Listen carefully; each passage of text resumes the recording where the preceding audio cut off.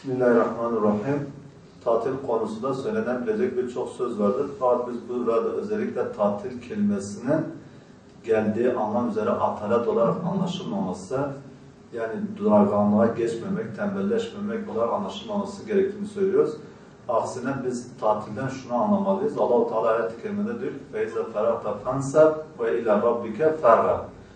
Yani bir işten boşaldığın zaman yeni bir işe koyul ve Rabbini iştiyakla, arzuyla ara diyor. Tabi buna beraber yine başka bir ayet-i kerimede diyor ki Allah yani Rahman her an bir iştedir. Bugün biz kainata da baktığımız zaman Allah-u Teala'nın bu kainattaki gücüne, kudretine, kainattaki işleyiş düzenine baktığımız zaman sürekli bir işleyiş vardır, sürekli bir akış vardır. İnsanın hayatında da tatili böyle değerlendirebiliriz. Yoksa durmak, ara vermek değil. Yani bir işten bir işe geçmek olarak düşünebilir. Özellikle burada veliler, öğretmenler ve öğrenciler evet bir eğitim sürecinin yarısına geldik. Yani sömestr dediğimiz tatile geldik. Öğrenciler belki okuldaki ders yüklerinden kısmen kurtuldular.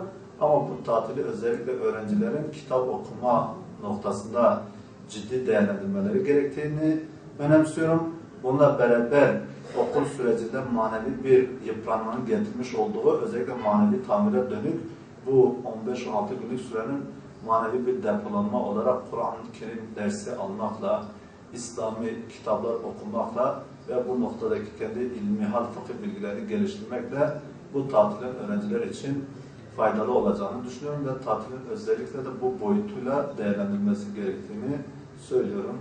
Esselamu Aleyküm.